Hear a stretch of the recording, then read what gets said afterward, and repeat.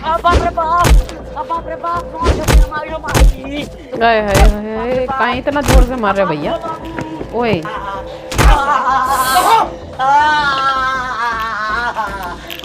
मार चल हम पढ़े ना जाइबा। जल्दी नहा धोआ के आंगन भर में पढ़े जो न तो रात फाड़ दे। रे साला इतना लड़का सब जुल्म कर रहले बे रे। चुप रह साले न तो मार के पिठास फाड़ दे। लड़का सबके साले सही पढ़े बात ना है। जाइबा। पढ़ो ना तो पिटोगे। मारेला हाँ तो मैडम मारेला ना, मारला के मारे पेट में हम हो गिले। तू हकता तब नहीं तोरा बुझाई तो रहू। मैडम मारे ला त काहे नहीं पढ़े का जरूरी लागल पढ़ला के ना जाई। आ तो ना जाई तो तोरे लेकिन लड़ बोक बनी, पगार उठाई, मसाला बनाई आ गार लिवाई। ए काला कुत्ता के बच्चा लगन सुबेरे सुबेरे हल्ला करे बार सारे। कुत्ता के बच्चा ना सुअर के बच्चा का हई हमर बड़का भैया बारन सुअर आई कर बा हई सारा दुगो। रे साला अब की बेर हमरा लड़के पे हाथ उठा देले तो तोरा मुंह में मुद्दे हम। एक ओ भाई बच्चे भी मार रहे हैं। ए हट हट साला सुअरी के साइना सब लड़का के पहले मारता त ठीके न करता। दुगो हमरा भतीजा भतीजी बाटे एक काज लग ना पड़ गेला त गोर हाथ तुर के बैठल बानी। ठीक है से भौजाई खाली ह ह कर देलन त एकरा के जान से मारे के फेर में। सुन ला एकरा घर के कानून बउआ लोगन तोहनी का पर ह चाहे ऊपर पर ह। भैया तू एगो काम कर कहीं जा आ जाके गाड़ लिवाव। चलनी दुकान पर।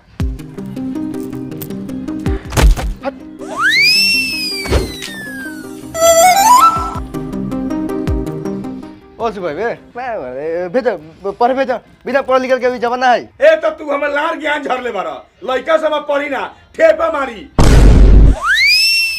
लड़का सब पढ़ो चाहे तोहर गाड़ लिवाओ तनका खैनी लावा। ए तनी फाजिले बनैया।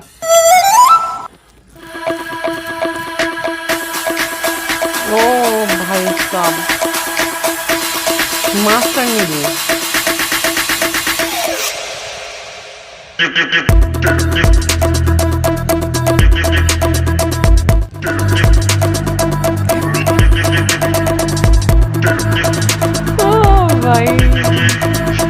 ए तनी मुंह संभार के बोला हम मुर्गिया तोरा खेते में ना घुसर रखा तोरा गाड़ में ना घुसर रखा कि लगल हा गाड़ी देबे करम तोहनी के बार बार के इहे आदत बा। खेती करे में पैसा नु लागल है।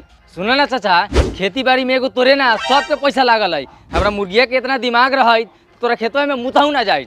अरे लइका ए कथी के हल्ला गुला कर रहा है इधर आओ तो। बाबू इधर मैडम जी बुलाओ। इधर जी मैडम जी प्रणाम। खुश रहो अभी तक स्कूल नहीं गया है का है। मैडम जी तैयार होइए रहे थे ताले हमार मुर्गिया इसके खेत में आ गया है तब से यही खेला चल रहा है। आज जल्दी तैयार हो के आओ नहीं तो आज देह पर दोदरा उगा देंगे।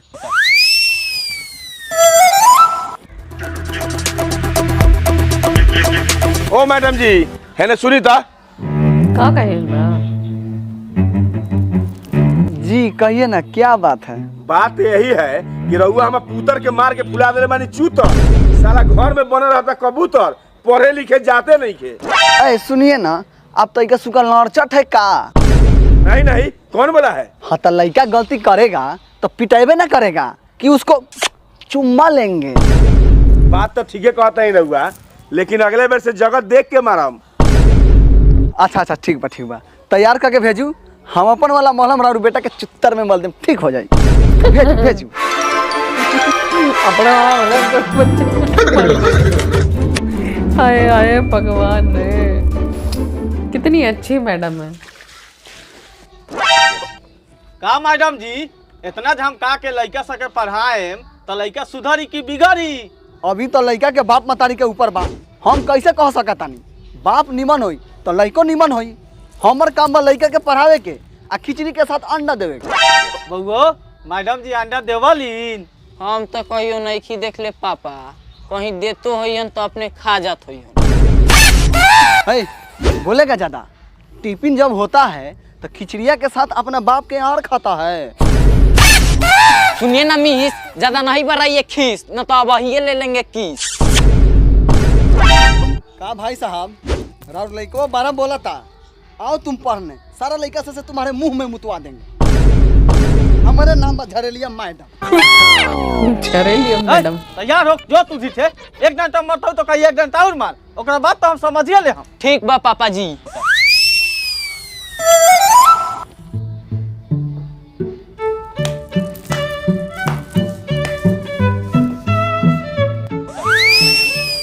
ए लइका सा सिलेट निकाल के पढ़।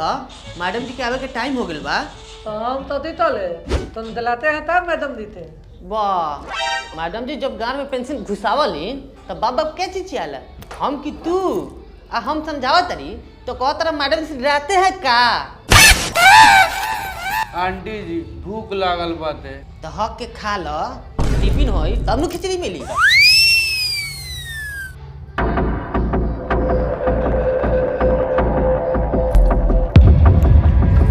आ गई मैडम।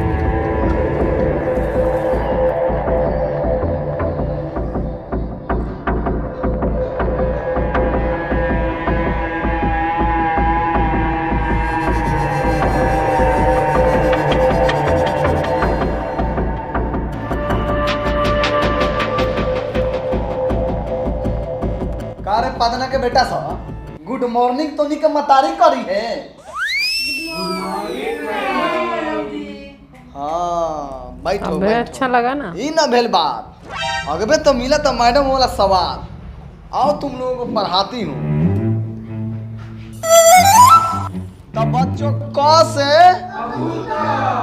ख से रोज ग से गार क्या से बच्चा ग से कथी हुआ? गार ग से गमला हुआ। ग से गमला हुआ। ग से गमला। ढोल के जैसे बजना चाहिए था ये तो। सब इधर ध्यान दो। तो बच्चों घ से अंग से मैडम जी घूसी। आओ आओ आओ। घूस। ये क्या है? ई तो हमारा स्टाइल बा, पापा सिखैले हवा। अच्छा अच्छा अच्छा अच्छा पापा जी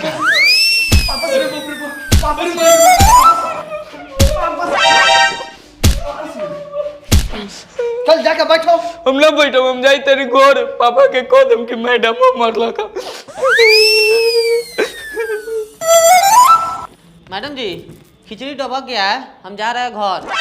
आखियाई के तोहर भता जाके खाना निकाल। अरे लइका सा टिफिन हो गया है, जाके खिचड़ी खाओ।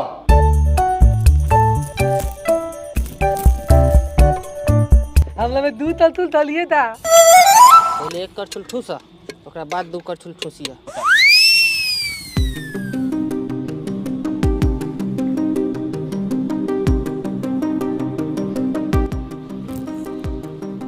ए लइका सा खा के छिपा धो के धो दिए। सलेमपुर गांव में आंगनबाड़ी में मराया छापा, अंजलि मैडम को हुआ जेल। हैली मैडम जी अंडा खिचड़ी आई थिंक को धो दे अंडा घरे ला। हम जात नहीं हमर लइका रोवत होई। ठीक बा जा।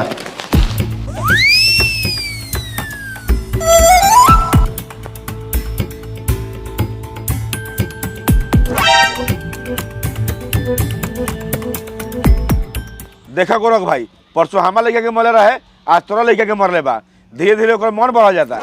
हाँ तो आज आवे दो ओकरा के, सारा मन के बढ़ल निकाल देता नहीं। पापा देखो ना आवता कमर लचकौते। आवे दे। ए मैडम जी हमार लड़का के काहे मरनी है? लइकवा गलती करी तब पिटाई ना। हम कौन गलती किए थे? पापा हो गे रही पढ़े तो कहनी मैडम जी घूसी, वही पर लगलिन मारे। देख ली अपन लइका के चाल। कौन लइका हैंगे कह के कही कि मैडम जी घूसी। मान गनी कि लड़का गलती कहिए देल तो ओकरा के समझाम कि मार के मुआ देम। हाँ तो अपन लइका के समझा लीजिए, हेंगे हेंगे ना करेला, ना तो मार के मुआइए देम। हम लइका सबके दुलार कहाँ करी ले। ओ गोरख भाई, ये मैडम का ऐठा लेंगे ना छुट्टी। छुट्टी नु हर जोर के एगो तोड़ होखला, आ एकर तोड़ हम जानता नहीं। चलो हमरा साथे। आलूदम मसाला कम भौजी नाचे छम छम आलूदम मसाला कम भौजी नाचे छम छम आलूदम मसाला कम भौजी नाचे छम छम आलूदम मसाला कम भौजी नाचे छम छम आलूदम मैडम जी समियाना तक तो चाहिए ना। समियाना के चौक हमारा ढोड़ी में घोप जी यहाँ ऑर्केस्ट्रा हो रहा है, जो सुना रही हूँ वो चुपचाप सुनो, समझा? आलूदम मसाला सही में। कम भौजी नाचे छम छम। मैडम जी हाउ वाला सुना दी। अच्छा ठीक बा। दाल भात चटनी तोहनी के माई भातर कटनी दाल भात चटनी तोहनी के माई भातर कटनी दाल भात चटनी तोहनी के माई भातर कटन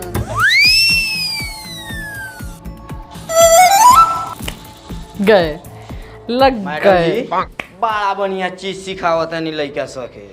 थैंक यू लेकिन आप लोग कौन है?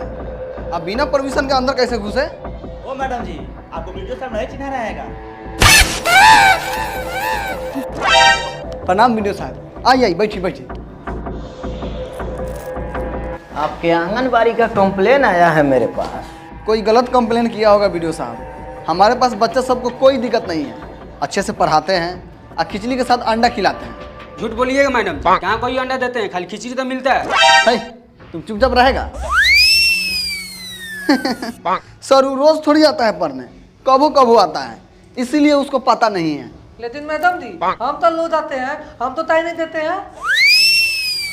झूठ बोलेगा सर जी, ये सब झूठ बोल रहा है। हम अपनी जवानी की कसम खा के कह रही हूँ, ये सबको रोज अंडा खिचड़ी खिलाती हूँ। अगर आपको विश्वास नहीं है तो घुस के देख लीजिए किचन में।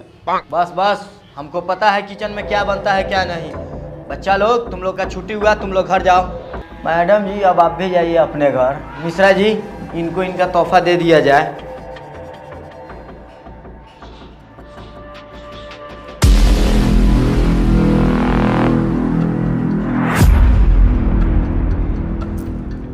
तोहफे में क्या मिला?